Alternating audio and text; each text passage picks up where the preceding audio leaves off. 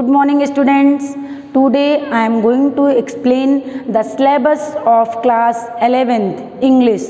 First of all, you must have to understand what is the syllabus of your course, because without understanding the syllabus you cannot attempt the question and you cannot understand the total chapter or prescribed in your syllabus. Now watch. Section A, reading. First question related to the reading is one long passage followed by 3 short questions and 2 vocabulary questions. 3 into 3 9, ये आपका 9 number का होगा। पहला question जो है वो आपकी reading skill से रिलेटेड होगा। आप लोग जानते हैं पढ़ने में या ज्ञान के लिए जो सबसे पहला उद्देश्य होता है, हम लोगों को विषय वस्तु को भली प्रकार से समझना चाहिए। रीडिंग में कॉम्प्रिहेंशन स्किल को डेवलप करना आपको सिखाया जाएगा। इसके लिए एक पैराग्राफ आएगा, लॉन्ग पैसेज, जिससे रिलेटेड 3 शॉर्ट क्वेश्चन होंगे जिनका आंसर आपको देना होगा। प्रत्येक क्वेश्चन जो शॉर्ट क्वेश्चन होंगे वो 3-3 नंबर के होंगे और जो वोकैबुलरी क्वेश्चंस होंगे वो 1.5 नंबर के 3 नंबर के होंगे। इस प्रकार टोटल 12 नंबर का आपका पहला क्वेश्चन लॉन्ग पैसेज होगा जो कि रीडिंग सेक्शन से रिलेटेड होगा। Section B, writing. देखिए, स्किल डेवलपमेंट में पढ़ने के बाद हम लिखना सीखते हैं, तो लिखने के लिए आप सभी जानते हैं एसे राइटिंग, लॉन्ग कंपोजिशन, ये सब आप लोग हाई स्कूल में भी किए हुए हैं। यहाँ पर सेक्शन बी में राइटिंग में जो कि 20 नंबर का आपका क्वेश्चन पुटअप किया जाएगा एग्जाम में। ध्यान दीजिए, पहला क्वेश्चन जो इससे रिलेटेड होगा, वैसे तो क्वेश्चन पेपर में वो क्वेश्चन नंबर 2 होगा, लेकिन सेक्शन बी राइटिंग में ये फर्स्ट क्वेश्चन होगा report writing, note making and summary, जो कि 5 नंबर का क्वेश्चन आपके एग्जाम में आएगा। इसके बाद देखिए थर्ड क्वेश्चन एसे आर्टिकल, ये आपका 10 नंबर का होगा। आप सभी जो है 6th, 7th, 8th class standard में और 10th तक में एसे लिखते चले आए हैं। उसी प्रकार से लॉन्ग कंपोजिशन, एसे राइटिंग या आर्टिकल जो है ये लिखने के लिए आपके एग्जाम में आएगा, जो कि 10 नंबर का होगा। Question number 4, letter to the editor, business letter, complaint letters, ये भी आप लोग जानते हैं लेटर एंड एप्लीकेशन, जो कि आपका हाई स्कूल लेवल तक अक्सर क्या हर एग्ज़ाम में आप लोगों ने लेटर और एप्लीकेशन लिखा है।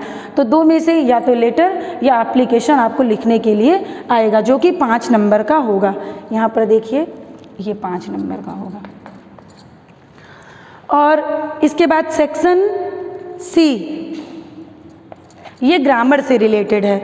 ग्रामर में इसमें से कुछ चीज़ें ऐसी हैं जो पहले से आप लोगों के यूपी बोर्ड में भी थी, लेकिन इस बार जो है उसमें बहुत कुछ परिवर्तन हुआ है। फिर भी ये देखिए आप 10 very short answer type questions on narration, synthesis, ठीक है।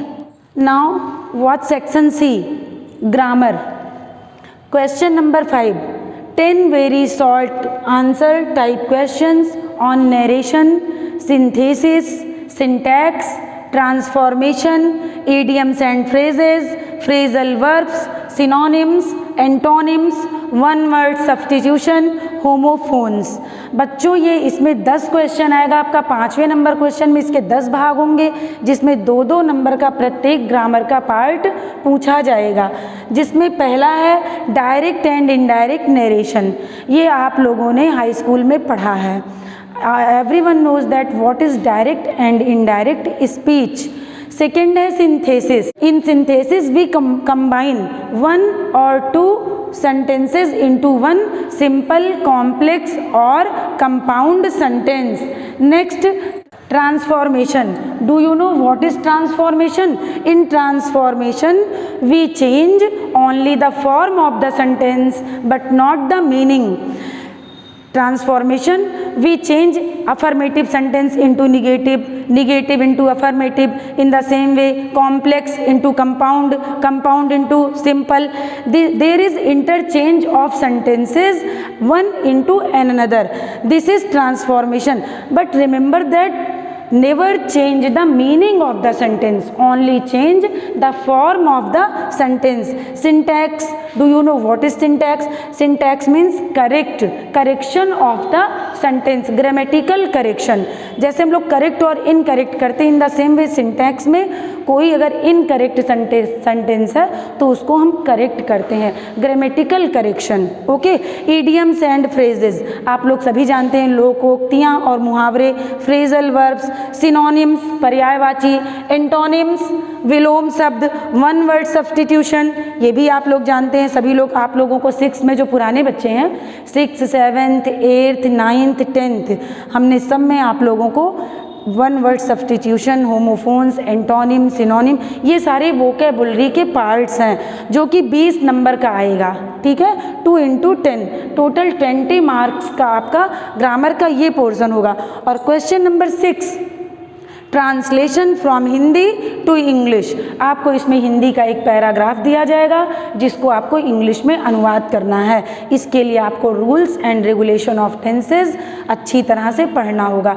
आप सभी लोग जानते हैं tense and translation is the backbone of English grammar. 8 इस तरह से ये 28 नंबर का आपका क्वेश्चन नंबर 5 और 6 ग्रामर से रिलेटेड बेस्ड होगा. ठीक है. सेक्शन डी में आ जाइए, लिटरेचर, साहित्य. इसमें हॉर्नबिल नाम की टेक्स्ट बुक आपको पढ़नी है जिसके अंतर्गत आपको प्रोज, पोएट्री और सप्लीमेंट्री इन तीनों का अध्ययन करना है. जिसमें प्रोज में पहला क्वेश्चन नंबर 7 होगा क्वेश्चन पेपर में, लेकिन प्रोज के पार्ट में पहला क्वेश्चन होगा लॉन्ग आंसर टाइप क्वेश्चन. एक क्वेश्चन आएगा जो कि 7 मार्क्स का होगा. ये पूरा सिलेबस आप लोग अच्छी तरह नोट करके समझ लीजिएगा तो आप लोगों को पढ़ने में भी आसानी होगी. जब भी आप लोग चैप्टर पढ़िएगा ये सोच कर पढ़िएगा कि इस चैप्टर से किस प्रकार के लॉन्ग आंसर टाइप क्वेश्चन पूछे जा सकते हैं, जो कि 7 नंबर का होगा. और दूसरा जो क्वेश्चन 8 नंबर होगा वो 2 शॉर्ट आंसर टाइप क्वेश्चन होगा. 4 + 4 8 मार्क्स का होगा. इस तरह से टोटल 15 नंबर का प्रोज से क्वेश्चन पूछा जाएगा. इसी प्रकार पोएट्री से 10 नंबर का क्वेश्चन पूछा जाएगा. देखिए पोएट्री सेक्शन. बच्चों लिटरेचर पार्ट में आपका सेकंड पार्ट होगा पोएट्री, पोएम्स, जो कि आपका 10 नंबर का क्वेश्चन जिससे रिलेटेड आपका पूछा जाएगा. Question number 9, 3 short answer type questions based on a given poetry extract. एक स्टैंजा किसी भी पोएम से जो आपके सिलेबस में है उसमें से दिया जाएगा जिससे रिलेटेड 3 क्वेश्चंस होंगे जिनका आंसर आपको लिखना होगा एग्ज़ाम में, और उसी के अनुसार आपको पढ़ाई भी करनी होगी जिससे आपका कॉम्प्रिहेंशन स्किल भी डेवलप हो. जैसे आप लोगों का हाई स्कूल में आता था क्वेश्चन कॉम्प्रिहेंशन से रिलेटेड, स्टैंजा आता था, उससे रिलेटेड क्वेश्चंस होते थे और आंसर उसी में से समझ के लिखना होता था, उसी प्रकार इसमें भी पोएम्स से पूछा जाएगा क्वेश्चन. 2 × 3 6 मार्क्स का. और ये देखिए question number 10, central idea, 4 marks. आप लोग सभी लोग जानते हैं कि सेंट्रल आइडिया कैसे लिखा जाता है. What is central idea? केंद्रीय भाव या कवि के महत्वपूर्ण विचार, जो एसेंस होता है, सार होता है, कविता में क्या मूल भाव है आपको व्यक्त करना होगा अपने शब्दों में. This is central idea of the poem. ये लिटरेचर में पोएम्स में 4 नंबर का आपके एग्जाम में पूछा जाएगा. Snapshots is the name of the supplementary reader book. ठीक है. सप्लीमेंट्री रीडर स्नैपशॉट्स, ये आपका 15 नंबर का आएगा. 15 नंबर का आपका सप्लीमेंट्री में, 15 प्रोज में और 10 नंबर का पोइट्री. इस तरह से total 40 marks allotted for your literature part. Question number 11, 1 long answer type question 7. बहुत इजी है, बहुत आसान है. यदि आप लोग स्टोरी अच्छे से पढ़ लोगे, स्टोरी समझ में आ जाएगा तो आंसर आप लोग आराम से लिख लोगे और ये 7 नंबर आपको पूरा एग्ज़ाम में मिल सकता है. इस तरह से 12 नंबर क्वेश्चन है 2 शॉर्ट आंसर टाइप क्वेश्चन. ये पहले भी एग्जाम में इसी प्रकार क्वेश्चन आते थे. 4 नंबर के 2 शॉर्ट यानी टोटल 8 नंबर का ये question 2 short answer type questions exam में पूछा जाएगा. देखिए बच्चों, आप लोगों ने सिलेबस तो देख ही लिया कि क्या क्या प्रिस्क्राइब्ड है।